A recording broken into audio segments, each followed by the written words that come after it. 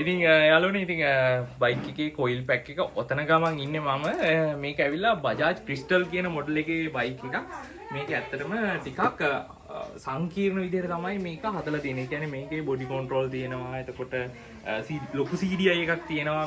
මේ coil pack එක ලොකු ගාණක් වෙනවා. ඉතින් මම මේක ගොඩක් වෙනසක් කරා. මේක සම්පූර්ණයෙන්ම වෙනස් කළා. මෙතෙන්නට මම දාලා තියෙනවා CT100 එක ඉග්නිෂන් හදන කොයිල් එකක්. ඉතින් මෙතන ඔයාලට පේන ඇති පොඩ්ඩක් පාසලා මම මෙතන ගත්තා CT100 එක කෑල්ලක් තමයි මේ දාලා තියෙන්නේ. ඉතින් මොකද මේ බයිසිකලේ අයිතිකාරයට කවදා හරි ප්‍රශ්නයක් වුණාම මේක රුපියල් 800ට ගන්න පුළුවන්. රුපියල් 800කට තමයි මේ කෑල්ල. ඒ කියන්නේ මේ බයික් එක හදන්නේ බැටරි කරන්ට් එක තිබ්බත් නැතත් කික් කරත් ස්ටාර්ට් වෙන විදිහට තමයි ඕනි හින්දා තමයි මේ කෑල්ල දාලා තියෙන්නේ. ඊට පස්සේ මේකේ කලින් තිබුණේ ලයිට් වලට වෙනම කොයිල් ලයින් එකකුයි බැටරි චාර්ජින් වලට වෙනම කොයිල් ලයින් එකකුයි දෙකක් තිබුණා.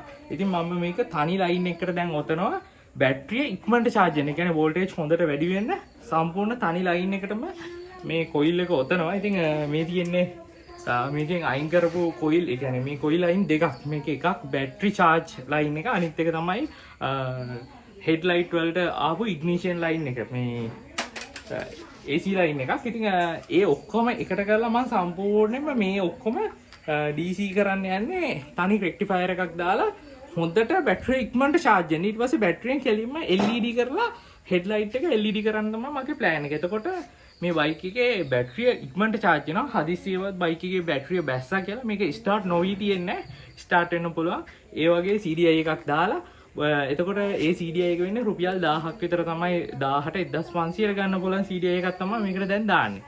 දැන් මේවයි තියෙන ඔරිජිනල් CDI එකක් රුපියල් 7000ක් විතර වෙනවා. ඉතින් ඇත්තටම පදින කෙනාට ගොඩක් වාසි වෙන විදිහට තමයි මම මේ ඔක්කොම මොඩිෆයි කරලා දෙන්නේ. ඉතින් පදින කෙනාට කවදා හරි දවසක ප්‍රශ්නයක් වුණොත් ඒක බොහොම සුළු මුදලකින් ගොඩ යන විදිහට තමයි හදන්නේ. ඉතින් මේ වගේ කොයිල් පැක් එක තනි ලයින් එකට හදපුවාම මේ කොයිල් පැක් එක ආයෙ පිච්චෙන්නේ නැහැ. මොකද මේ කොයිල් පැක් එකට බරක් අහුවෙන්නේ නැහැ. කියන්නේ ඕල් ලෝඩ් යන්නේ නැහැ මේකෙන්. ඉතින් මේ වගේ ලොකු මොඩිෆිකේෂන් එකක් තමයි මම කරලා තියෙන්නේ.